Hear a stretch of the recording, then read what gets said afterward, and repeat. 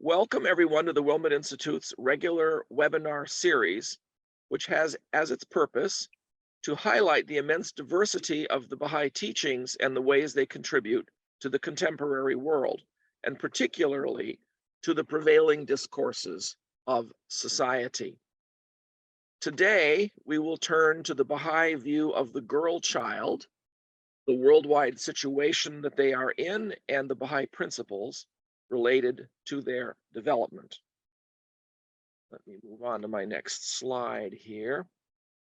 Our speaker today is a distinguished professor who has considerable experience in this particular topic, Trevor McMorris Tate, who grew up in the Caribbean and is now a Canadian citizen. He has been a professor at Simon Fraser University in British Columbia, Bellevue College and Eastern Washington University in the United States, more recently at the University of New Brunswick, and now starting in the fall of 2023, he will be faculty at the Honors College at the University of Maine's Orono campus, the main campus of the University of Maine. He did his undergraduate studies at the University of the West Indies, that's in Jamaica, I believe, and postgraduate work at the University of Manitoba and Queen's University in Ontario. So he has traveled across this hemisphere quite a bit.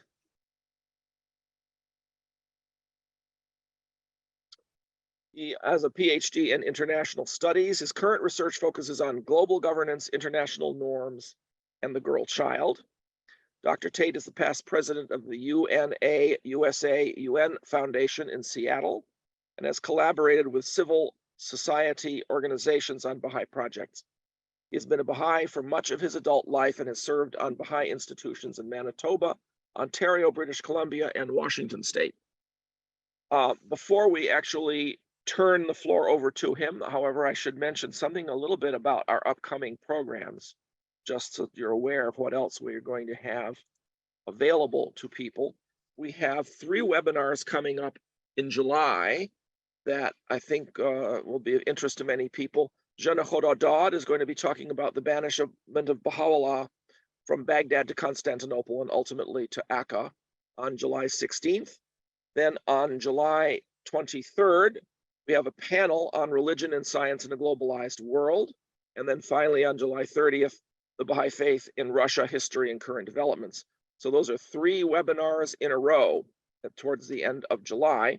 We also have one course starting next week at the end of June, Gems of Mysteries and Other Early Tablets by Baha'u'llah with Mujan Momen and Peter Smith as the faculty. Then we have no courses at all in July. All of our courses after that are in August. And our July hiatus is going to be a time most likely when we upgrade our Moodle software for course delivery and also our WordPress public website. So, having mentioned all of those things, without further ado, I will now turn the floor over to Dr. Tate, and we will be showing his slideshow momentarily as well. Thank you, Dr. Tate, for joining us, and I'm very grateful to you for your presentation today. Thank you, Dr. Stockman. I'm very pleased to be here, and welcome to our audience in this space, and also I understand on YouTube. Before we start, I want to pay homage, as it were, to the 10 Baha'i women who were hanged in Iran. The 10 Baha'i women who were hanged in Iran 40 years ago at the infamous Adelibad Central Prison in Shiraz, one of whom was a 16-year-old girl named Mona, a girl child, the topic of my presentation today. In the eyes of the world, Mona came to symbolize the courage, sacrifice, and faith of these women, while shedding light on the injustice that led to their cruel, untimely demise. My friend and collaborator, Dr. Sandra Hutchison, has written a moving op-ed in their memory in the Vancouver Sun, and it's recommended reading.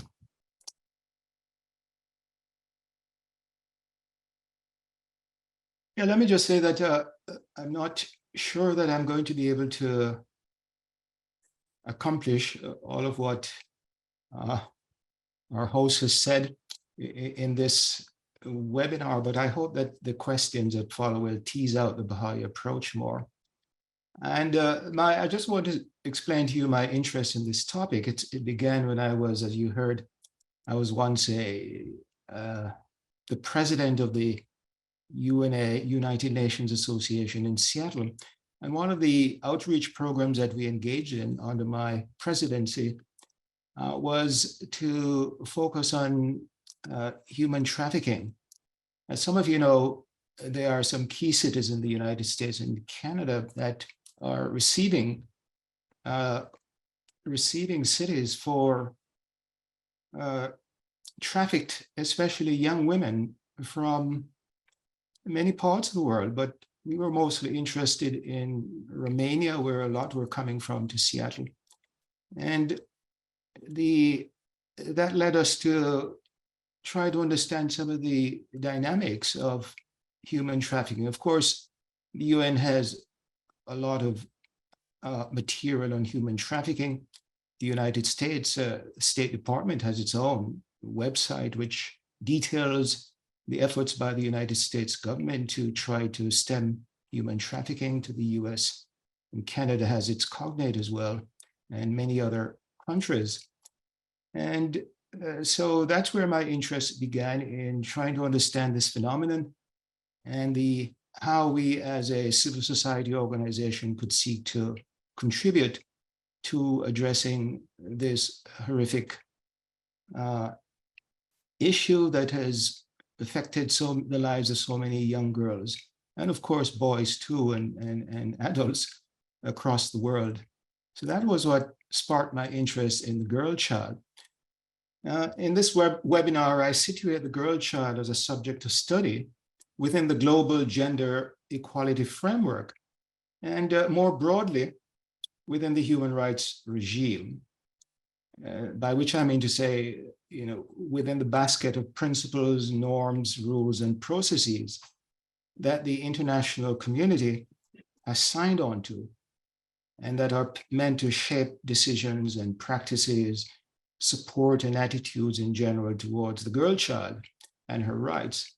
And this is, of course, is right up the Baha'i street. The Baha'is are the worldwide Baha'i community is very interested in doing that too, as the equality of men and women is a central principle of our faith. What are principles then? Just very quickly, principles are sort of statements of fact. So for example, if I say, the lives of girls matter, that is a principle. And sometimes principles are contested, but in most cases, it'd be hard to disagree with that principle that girls do matter, and that their well-being and security and ability to progress and to develop as human beings with equal rights is very important. So that's a principle, that the lives of girls matter. Yeah. And norms, of course, are standards of rectitude, if you will, standards of behavior. How do we actually translate those principles into norms or practices that are considered to be the right and appropriate way to conduct ourselves towards, in this case, the girl child. And rules, of course, are more specific. It's again the way in which we interpret, or the do's and don'ts, if you will, surrounding how society and individuals too, and whole societies should approach the girl child, and how they should, by following the conventions and practices that are represented in the international community. Read here the United Nations and its treaties. I'll talk about that later on. How government should go about to seek to safeguard the rights of girls and to make their environment in which they can prosper a safe and secure one. I tease out some of the main issues and challenges, of course, that the girl child faces in today's world. the key factors that hem in her progress across the world, limit her life chances, impede her development, and ultimately stifle her full realization as a human being, able to contribute to human happiness and progress. And I should just say that from a Baha'i perspective, that is pretty much sums up the Baha'i purpose of life, how we understand the purpose of life, that we were created to be full human beings who are aware of our relationship to our Creator first and foremost, but also in terms of our relationship with each other, and the necessity to develop ourselves fully so that we can be of service to our fellows. Some of the impediments you will no doubt be familiar with. Early marriage, for example, is one of the key ones. Domestic and sexual violence, coupled with numerous forms of exploitation, trafficking for the illicit global sex industry, and sweatshop labor. The issue that I hinted at earlier in that we treated in Seattle. Difficulty accessing primary schooling, a major one, and we'll talk about that, a burden that is multiplied in environments undergoing conflict, or where violent extremists and insurgencies carry out daily abductions and kidnappings, practice modern forms of slavery, and inflict other atrocities on the civilian population. The girl child also has difficulty, of course, in accessing her education, her schooling. There are all kinds of unsafe, risky things that they have to cope with in trying to do that. They have difficulty receiving vital health care and adequate nutrition, among many others. We'll tease out some of those in greater detail.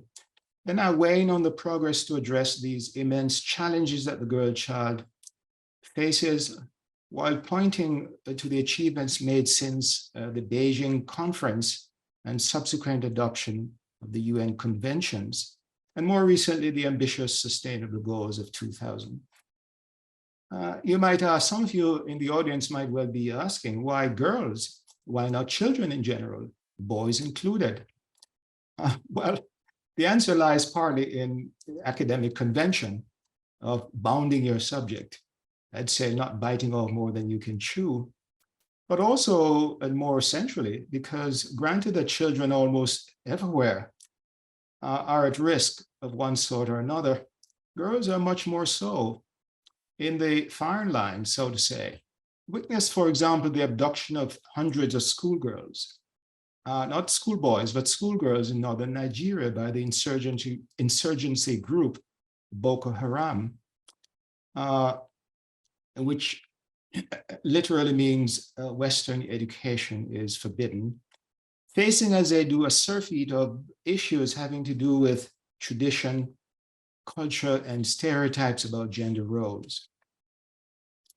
What does it not address?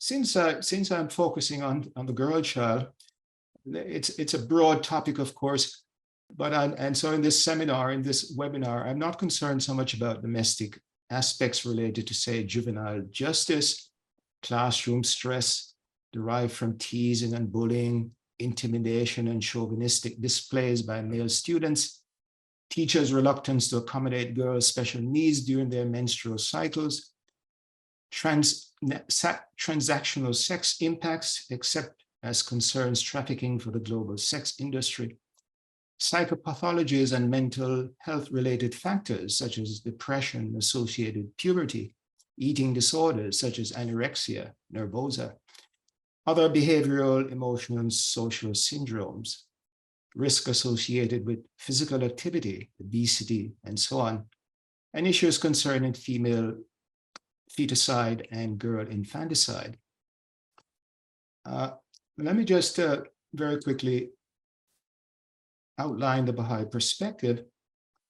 Furthermore, from the perspective of the Baha'i faith, of which I'm privileged to be a member, There can be no accommodation with any claims that girls are less worthy and unequal to boys. As Abdul Baha, one of the central figures of our faith, and the eldest son and appointed interpreter of the teachings of the founder of our faith, Baha'u'llah, states unequivocally, and I quote, "In this revelation of Baha'u'llah, the women go neck and neck with men. In no movement will they be left behind. Their rights with men are equal in degree." We can also extrapolate from the Baha'i scriptures that the well-being of the family and community, world peace and progress relies centrally on the equal status of girls and boys. In fact, we are told that the world of humanity is possessed of two wings, the male and the female. So long as these two wings are not equivalent in strength, the bird will not fly. Until womankind reaches the same degree as man, until she enjoys the same arena of activity, extraordinary attainment for humanity will not be realized. Very important, dear friends. Extraordinary attainment for humanity will not be realized until we have equality between women and men. And also, humanity cannot wing its way to heights of real attainment. I think we should bear that in mind as we go along in terms of an additional justification for this topic. My argument, basically, if you will, my thesis is that the evidence from the social sciences, United Nations organizations, NGOs, and others shows that the girl child faces multiple interconnected insecurities, mistreatment, and risk of various kinds across world cultures. The girl child is less likely to receive, for example, equal access to critical opportunities and services. And as victim, she is likely to receive, equal justice on account of her gender. As many cases out of the Middle East, South Asia, South Central Asia, and elsewhere amply illustrate. Let me now turn to the key challenges. The first one is early marriages. Well, let me say that these challenges which I delineate are not in any particular order, but I start with this one because the latest report by UNICEF, Save the Children, spotlights and privileges early marriage, from which it draws other interconnected issues or challenges that the girl child faces, such as violence that accompany early marriage and traditional values that keep women in check in the household. So I think this is a good place to begin. All the challenges are equally critical and interrelated. Even so, I started early marriage, as I said, because of the report, 2022 report, which states, among other things, among other alarming data, that despite the promise made at the inauguration of the International Day of the Girl on October 11, 2012, and also in the Sustainable Development Goals ambitious timeline to end child marriage by 2030, the rate of decline in child marriage has been slow and unequal across the world, even before COVID. The report states that around 12 million girls are married each year, 2 million of them before their 15th birthday. It also finds a strong correlation between the incidence of early marriage and girls living in poor rural areas and notably in conflict zones. Undoubtedly, tradition, religious orthodoxy, prevailing social attitudes and stereotypes, gender bias and discrimination, exploitative economic practices, the failure of those in authority to implement laws and conventions meant to protect girls are some of the key reasons we continue to see high rates of girl-child marriage. The harm is far-reaching as concerns the mental and psychological effects. You can think of some of those probably much better than I can, but how about eroded self-concept and other neurodevelopmental disorders that come with forced marriage, limited life choices due to gender restrictions accompanying marriage, physical abuse and isolation, learning disabilities, and so on. I should mention too the host of other factors that come with early marriage, such as female genital mutilation, female infanticide, reflecting the preference for boys in many cultures, early pregnancy, bride price, and taboos concerning nutrition. Early marriage is a serious issue across all regions and societies, with some of the highest rates registered in sub-Saharan Africa and the Middle East, while South Asia, East Asia, Pacific, Latin America, Caribbean are showing promising decline, but in some cases only among the more prosperous segments of the population. In other words, poor girl children are at great risk in many parts of the world in an accentuated way. In East Central Europe, progress has flattened after showing some improvements. Yes, I just want to look at these. This is a report, for example. This is a report I've been referring to so far. And this is about, this graph is data on child progress towards ending child marriage. We see a steep increase in efforts, that a steep increase in efforts is needed according to the report in order to achieve the SDG target by 2030. So in other words, as you can see here, the poorest girls are the ones that continue to bear the brunt of the burden of child marriage there at the top of the pile, so to say. And then this line represents rural girls. The global average is the yellow line. And you can see girls in richest countries fare better. But all of these trends have to decline precipitously if we are going to achieve the goals of by 2030. And the Save the Children does not seem to be optimistic that we will get there. And this is partly because, you know, we've had the COVID, 2 years of COVID. We have a plethora of conflicts around the world which have serious impact on the SDG goals as relate to women and the girl child. And also, of course, you know, economies across the world are still in a slump, and a host of other things. Climate change, for example, add to the difficulty that girls face across the world. And then the graph that looks at, you know, child marriage in different regions of the world. I just wanted to share that with you, and I'd like to go on, but in the interest of time, we'll just now stop sharing that and we'll put the PowerPoints back. Thank you. What about gender-based violence? I think that's, I want to talk about that a little next. Gender-based violence. Save the Children, in that very report that we just saw. Well, Save the Children defines gender-based violence as violence used against a person because of their gender to reinforce power imbalances and restrictive ideas about how people should behave. That's a short definition. Of course, it is elaborated on in the actual report. Some 89 million girls live in conflict zones.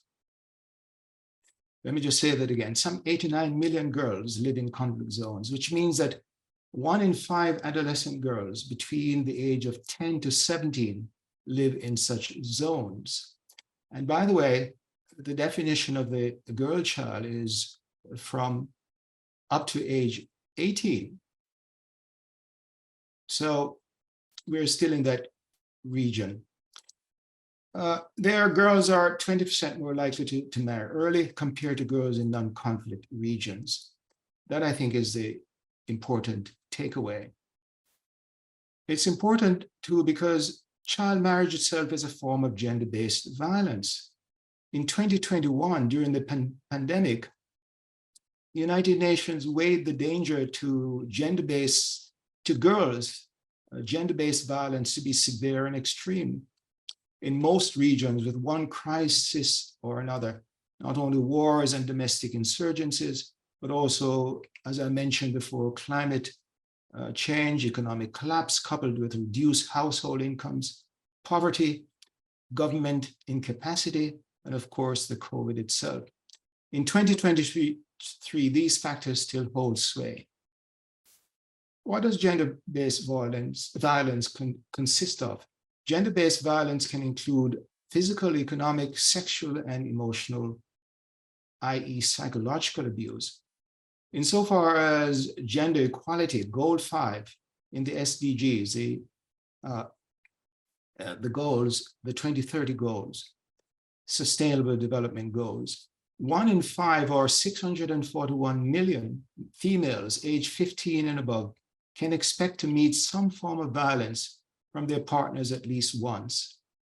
This is from the SDG, the latest report.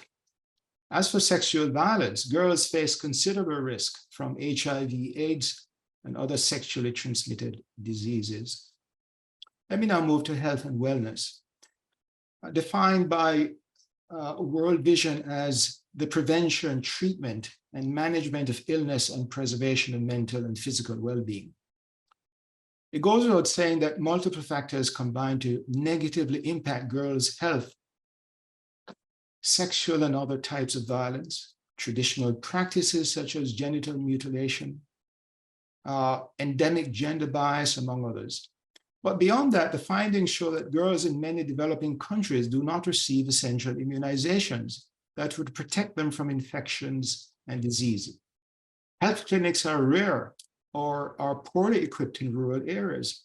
And where they exist, they are often at distances that may take hours, even days to reach. There are some wrenching documentaries, video docs that treat this topic of the difficulty, the sheer difficulty in terms of geography and infrastructure of the girl child accessing necessary healthcare. The upshot is that girls often miss out, and not only on vital healthcare, but also on their schooling, because of course, if they're not well, they do not go to school and they do not learn. Coupled with that, of course, is nutrition. According to the World Health Organization, nutrition is a critical part of health and development. Better nutrition is related to improved infant, child, and maternal health, stronger immune systems, safer pregnancy and childbirth, lower risk of non-communicable diseases such as diabetes and cardiovascular diseases, and longevity. Clearly, dear friends, healthy children learn better. People with adequate nutrition are more productive and can create opportunities to gradually break the cycles of poverty and hunger. But here is the rub. Girls under 5 and during adolescence are critically vulnerable. But we know that little segregated data is collected by governments to determine the status of girls in these two categories. The Sustainable Development Goals, I'm sure many of you are familiar with them. 2015, 17 goals in total are meant to advance the dignity, peace, and prosperity of the planet and all humankind. Goal number 2, which aims to end hunger, achieve food security, and improve nutrition, and promote sustainable agriculture, has seen severe setbacks due to a confluence of the COVID pandemic, global heating, and soaring food prices triggered by the war in Ukraine. Consequently, about 1 in 3 persons lack adequate nutrition, and a whopping 149.2 million children under 5 suffer from stunting, most, as you might imagine, in the global south. That's also data from the SDG. Education, dear friends, a topic close to the hearts of the worldwide Baha'i community, and something we spend a lot of time talking. And Baha'is believe that education is a vital necessity for human fulfillment and for our full realization. According to UN data from 24 low-income countries, on average, a mere 34% of girls in the poorest quintile households a fifth, that is, in these countries complete primary schooling, a mere 34%, compared with 72% for girls in the richest quintile households, a difference of 38 points due to income poverty, low income and poverty. Studies consistently reinforce that girls who face multiple sources of disadvantage, such as income level, location, disability, or ethno-linguistic background, are farthest behind. Daily, the girl child finds herself buffeted with challenges stemming from poor living conditions, difficulty getting to and from school due to poor or poorly maintained roads and other infrastructure, official corruption that robs communities of needed resources for schools and bridges, and to make other infrastructural provisions that would facilitate the safe arrival of girls at their schools, if they do exist, as they don't in some parts, sadly, in some parts of our world. The heart-wrenching doc series entitled "They Risk Their Lives: The Most Dangerous Ways to School," which I want to show you a bit of, capture some of the shocking conditions that children in many places encounter in their struggle to get education. In this episode, which I want to show you a bit of, we are introduced to sisters, three girls, sisters, Julissa, and Kenya, who live on the east coast of Nicaragua, one of the poorest countries in Central America. Each school day, the girls climb into their dugout to row to school. The oldest sister is 9, the youngest just 5. The girls must paddle across the dangerous Rio Escondido, one of the largest and most treacherous rivers in Nicaragua, to get to school. They must watch carefully for poisonous snakes lurking in the trees over the river and fight the current, careful that their pitiful canoe does not fill up with water. It has multiple holes and could sink at any minute. Almost at the same time, the girls' classmates who live farther away from the river must first trek through Nicaragua's deep, dense jungle on their way to the river and to school. One of them is a 11-year-old gray hen whose daily trip takes him through the so-called snake field, where coral snakes and boa constrictor inhabit. The girls' daily journey to and from school in the small village of San Marino is draining, to say the least. Their worried mater knows too well the life-threatening danger the children face each time they leave for school, but is their only chance for a better future.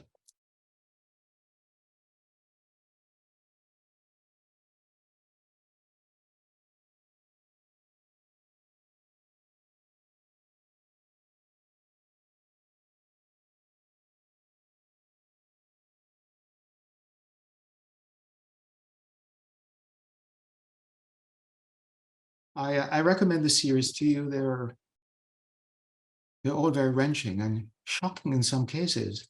The difficulty, the risk, the unsafe environments in which girls across the world on a daily basis, but with determination to get an education, must go through in order to do so. They're mind-boggling in the extent to which these difficulties stretch. I just thought I wanted to share that with you, and if you like, I can put the link for that in the chat if you'd like to watch a few more from this series. All right, then let me go on and I see that time is ahead of us, so let me just quickly see if I can make a few more points, and then we can have some questions. So, the conflict is pervasive through our world, quite sadly. We are making progress at one level, of course, as Baha'is believe that there are two processes going on. One is a process of disintegration, which we're seeing, sadly, on a daily basis, both near and far, but also on the other side of the ledger, a process of reconstruction and building a new world, using what Baha'is consider to be the society building model that their faith proffers and offers to the world, and in which they're engaged with many others in the civil society and in their personal interactions to forward and to hasten, shall I say. Save the Children reports that the risk to the girl child in conflict zones is very severe. It goes without saying. As a cursory look at the conflict areas across the world will show impacts of conflict very quickly. Conflict has a devastating impact on families, forcing them to flee their homes, schools, and jobs to move to temporary camps, which are often cramped with few services, few options to earn money, and next to no protection from violence.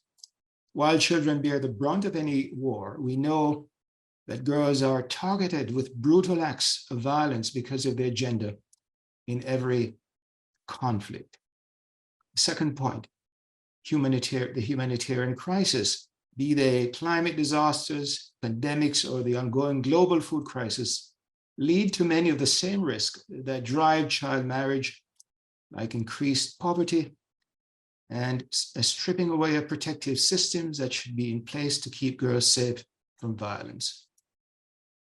With so many girls facing overlapping crises, the intersectionality of crises, this anniversary this is the anniversary of the Day of the Girl Child, which was started in 2012, in October 2012. We're coming up to the 11th year of the celebration of this wonderful day.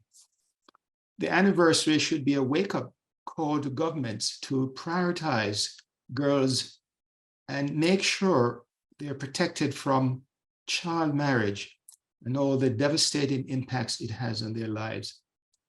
That has to start by giving girls a say in decisions that affect them. This is from Save the Children International in that report, which I have cited several times before. Thank you.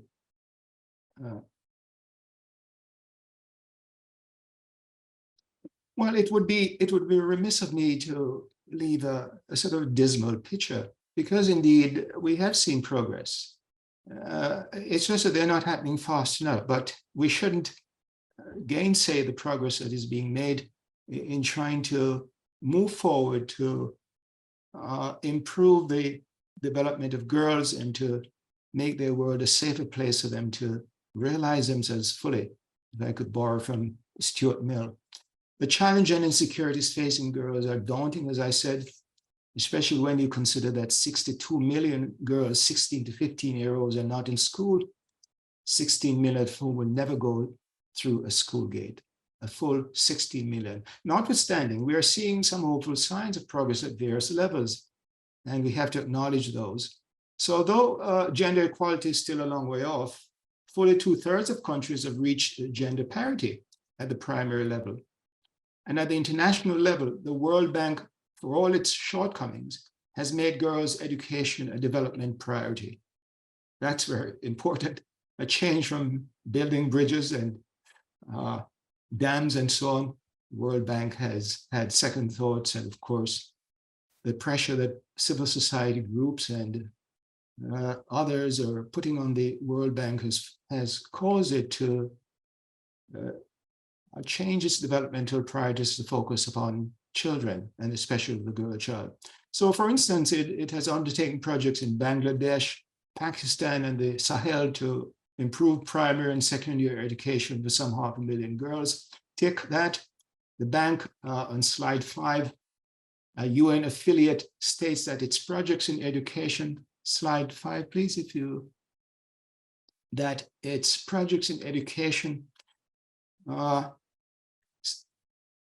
are all gender sensitive, meaning that the barriers to the girl child's education, a UN affiliate states that its projects in education are all gender sensitive, meaning that the barriers to the girls' education or the ability to benefit equally as boys do not stand in their way.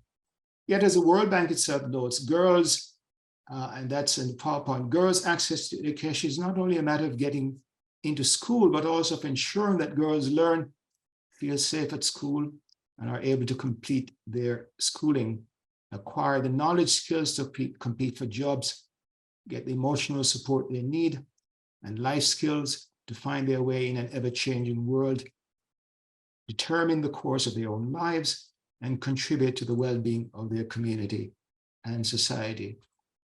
3 cheers for that. I'll skip over the regime elements, but just to point out that I think in the next slide we'll see that there's a, yes, we can start here with the Universal Declaration. There's a lot of,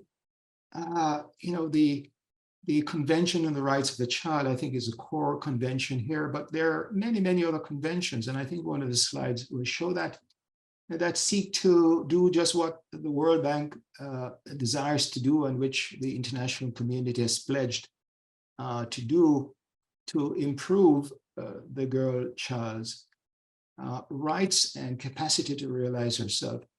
So we see in the Universal Declaration, for example, which is a broad sort of set of commitments that are not binding, but which has become now, as it were, highly institutionalized in terms of practice. It says in its preamble that everyone has the inherent dignity and equal and inalienable right to enjoy freedoms, justice, and peace in the world.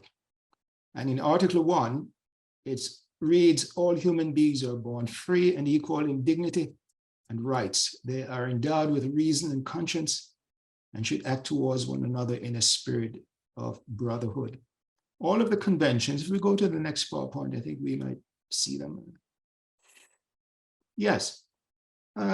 So there's a whole lot of ink that has been spilled on this topic of protecting the girl child, safeguarding her interests, and helping her to progress. And these are just a few of them. I have there, you can, if you go to the OHCR website, you'll see the full list. But I wanted to flag these, the Convention on the Rights of the Child, that's a major one. And I urge you to take the time to read it. 1990, the Convention on the Elimination of All Forms of Discrimination Against Women. 1979, the Convention Against Torture and Other Cruel, Inhuman, or Degrading Treatment or Punishment. This is this is particularly relevant to war zones and conflict zones. The International Covenant on Economic, Social, and Cultural Rights. The International Convention on the Protection of the Rights of All Migrant Workers and members of their families. And there's a host of optional protocols. All of those are what we call embedded liberalism. And these treaties are not stand on their own, they're embedded within each other and in the broader framework of the Beijing call for action and the even broader Universal Declaration on Human Rights. What is the call to action in ending?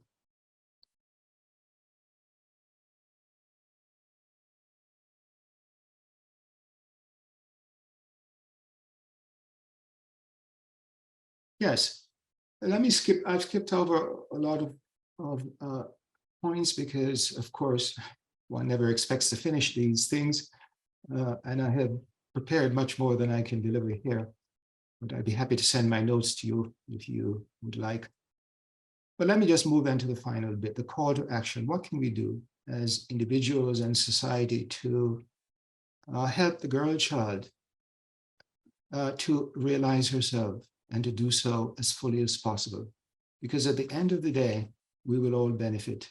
And without that, society will be at an extreme deficit. We know that because our Baha'i writings tell us that the bird cannot soar unless we have equality, and that we all have God-given rights, and we should help each other to achieve those rights. As individuals and societies, we can engage our fellows in discourses that will transform thinking and the dominant attitudes and norms that continue to impede girls' progress. For example, the norm that the education of boys is more important than that of girls because boys are assumed to be the ones who will grow up, and take on the role of breadwinner. In fact, this is far from the case, as if a cursory trip around Central America or other parts in the Caribbean, and some of you even farther afield in Asia and in South Asia.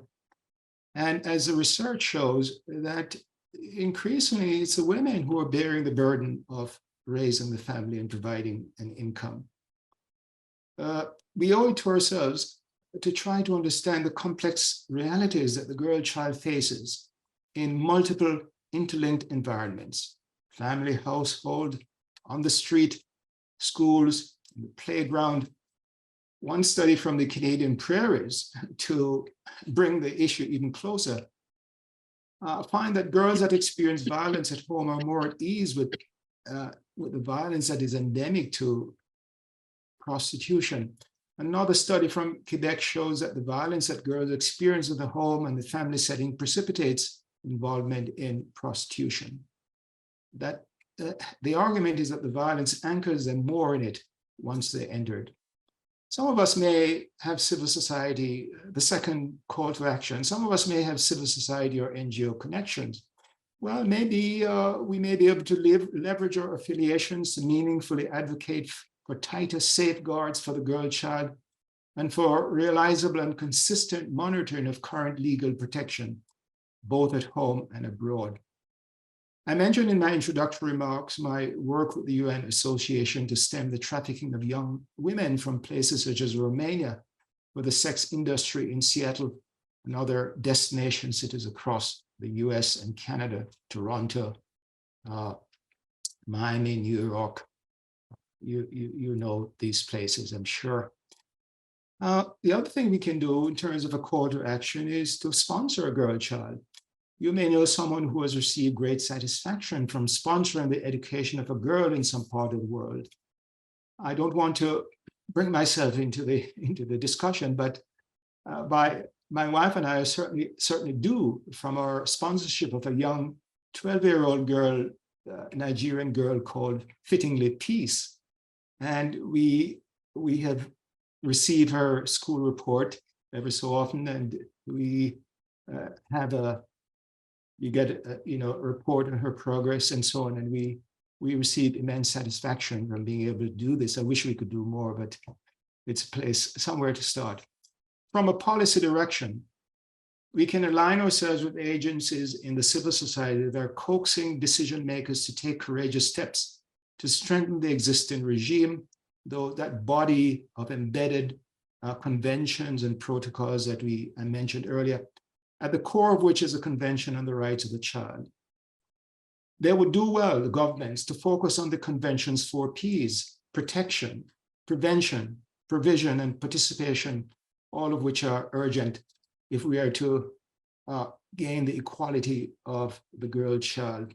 Reports by UNICEF, UN Women, and other UN affiliates, NGOs like Amnesty International and Human Rights Watch, foundations such as the Rockefeller Foundation, the Bill and Melinda Gates, which I'm very familiar with, having lived in Seattle, and UN foundations, as well as university-based centers and institutes, such as the Georgetown Institute for Women, Peace and Security, leave little doubt that gender inequality still exists at the level of primary education. We know this because the data tells us so. Most school-age children are not in school in the global South. Most school-age children that are not in school in the global South are girls. It is, dear friends, a moral imperative that we push rich countries like ours to invest more in girls in the poorer countries. It is an enterprise from which we will all benefit in the long run. Better educated girls are healthier, participate more in the economy, earn more, and hence contribute more to the family's income, marry at a later age, have fewer children, and when they become parents, they provide better education and health care for their children. These factors combine to give agency and better living circumstances to millions and to enhance human dignity, which is something that Baha'is are very committed to.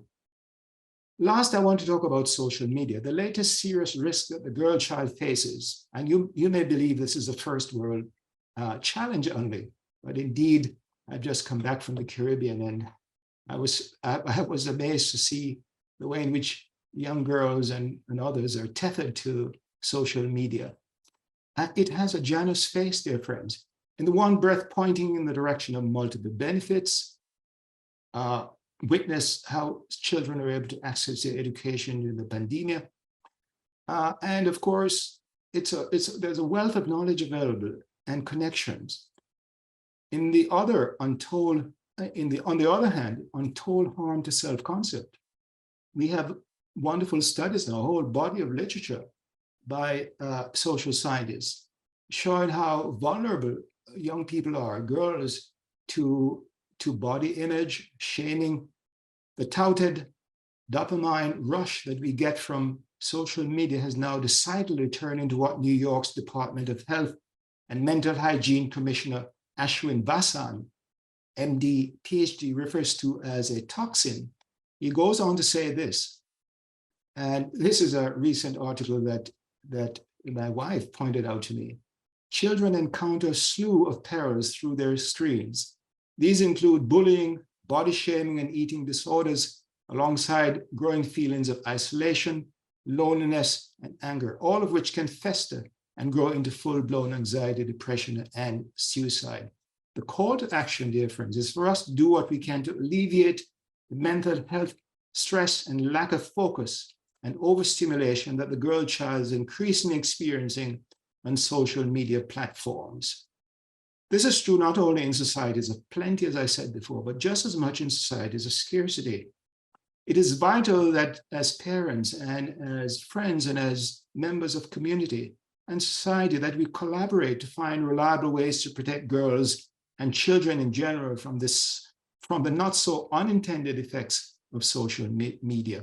In conclusion, the girl child across our world faces daily, sometimes insurmountable obstacles and challenges, realizing herself fully and enjoying the rights to which she is entitled as a human being, and which are promised in international conventions. And while there have been some notable successes in accessing primary education and so on, much remains to be done to bring girls into full equality with their male counterpart and to secure their social, spiritual, and moral well-being and physical, mental health, to which all human beings are entitled. The call to action reaffirms our individual and collective moral duty, both as Baha'is and as fellows, to aid in this realization as we approach the 11th year of the International Day of the Girl. From a Baha'i standpoint, it is central to the society building project, which is at the core of the project in which we, as a world community, are now embarked. Thank you very much, friends. Thank you so much, Trevor. This is a fascinating summary of the dilemmas and the challenges that we all face as a society worldwide to protect girls and to improve their lot. One thing I'd like to ask you about, we have a few questions. This will give people a chance to put some more in the Q&A forum. We particularly would prefer to get them in the Q&A forum and not in the chat, just so that it's simpler to find them. Oh, I should also add that if you're watching us on YouTube, we'll also keep an eye out for any questions posted there, and we'll be able to transfer them over here to Zoom, so we'll be able to answer them as well.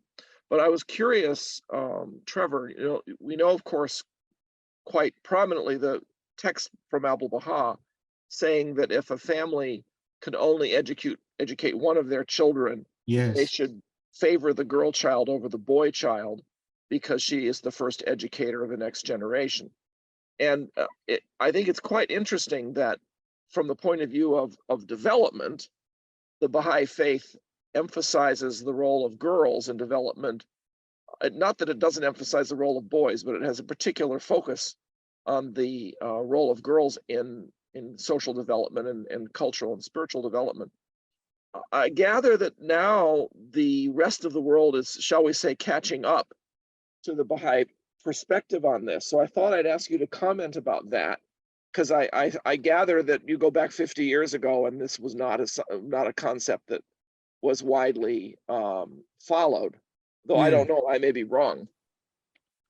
Well, You're so right, of course, and thank you for spotlighting the Baha'i position in this, which at first blush seems to be surprising, but as we begin to drill down into it, we see the wisdom of it and the practical nature of it, that in fact they are the trainers of the next generation.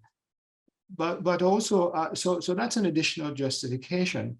I was thinking that, you know, in the process of norms becoming sort of widely dispersed and accepted, that there's a process of learning that has to occur.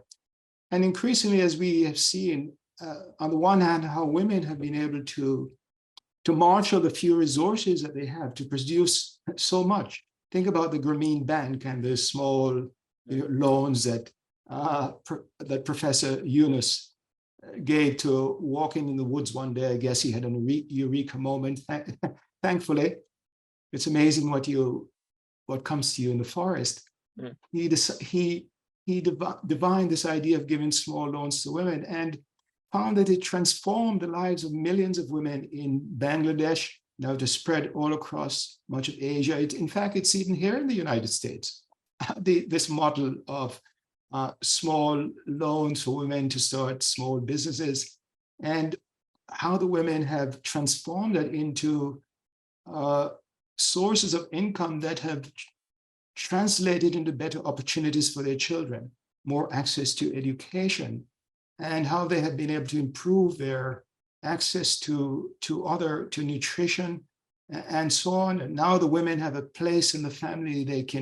They're able to contribute to the family income, so they're able to have a voice in the decision making of the family. To use the word empowerment, women have become empowered in Bangladesh and farther afield as a result of that.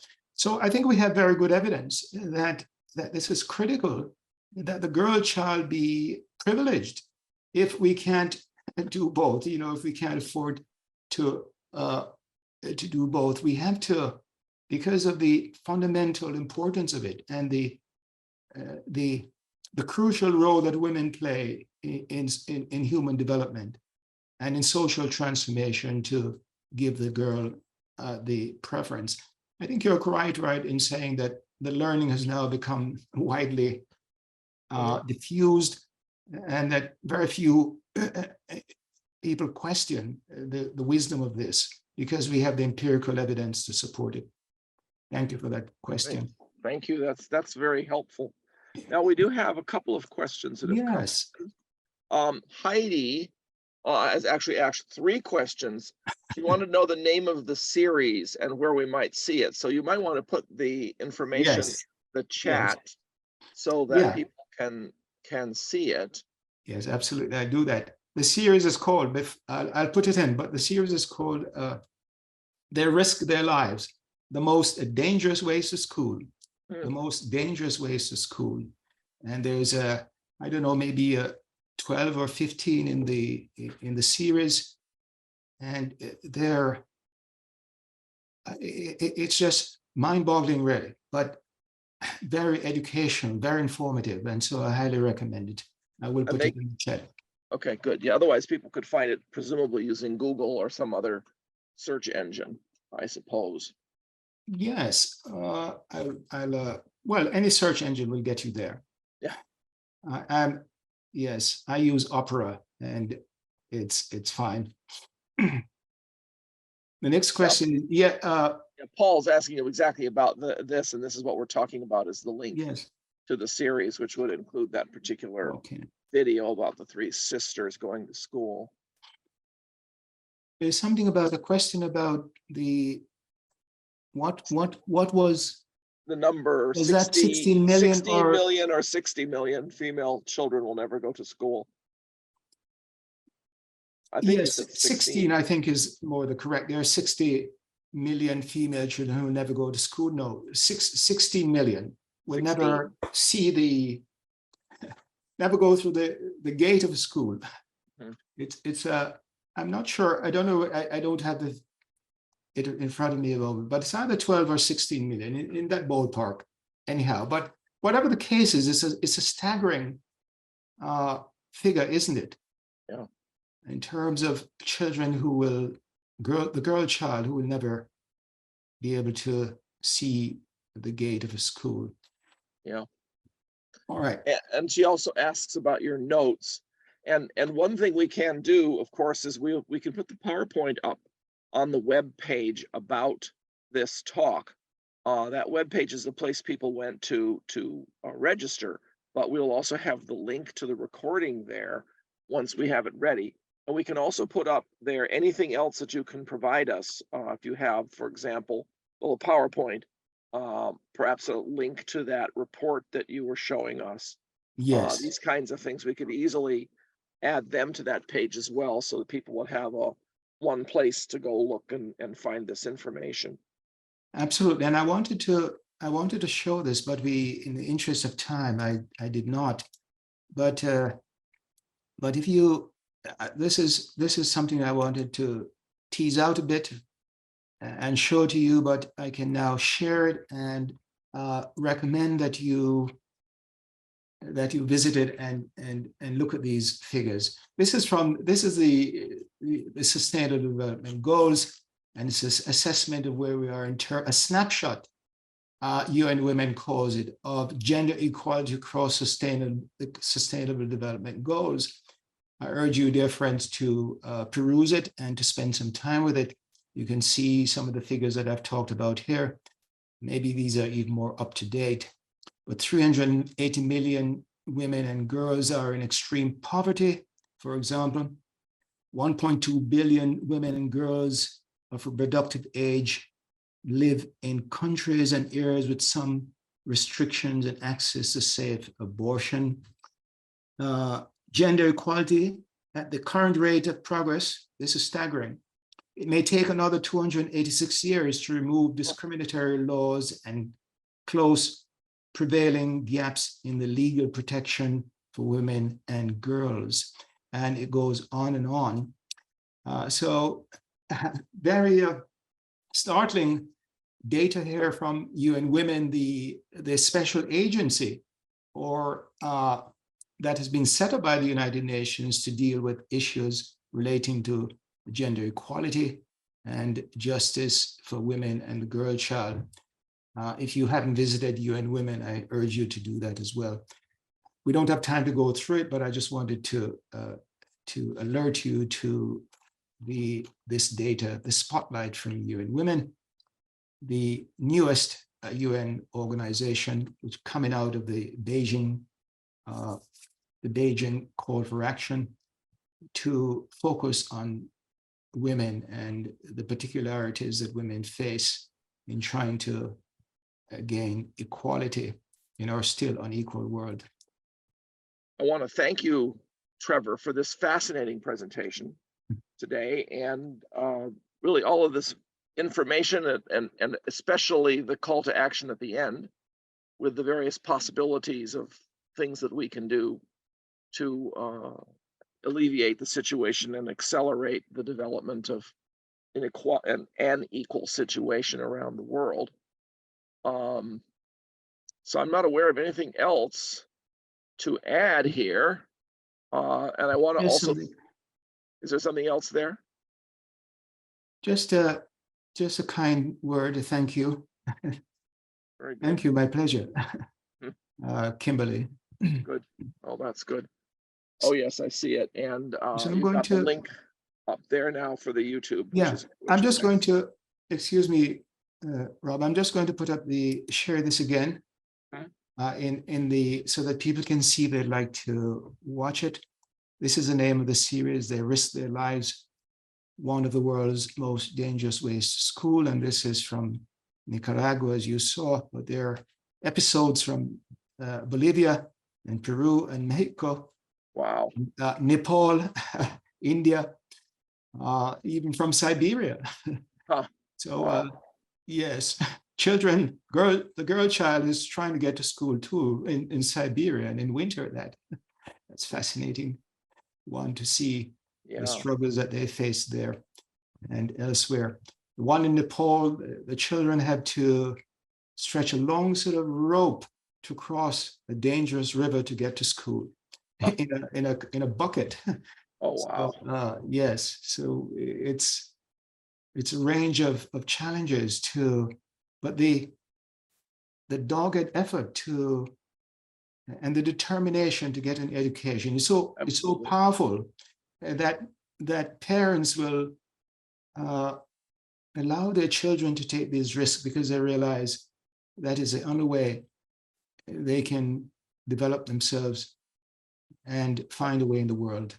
Yep, and improve their lives, especially for the next generation. Yes. Exactly, exactly. Well, as I said, thank you so much, Trevor. I'm really appreciative of what you offered for us today, and we're looking forward to sharing a video that you have. I also want to thank everyone for joining the Wilmette Institute's webinar today. We hope that you will share some of the ideas and information that you have heard today in conversations with others, and please tell others about this webcast. We look forward to seeing you again at a future webinar. Thank you again, and goodbye for now.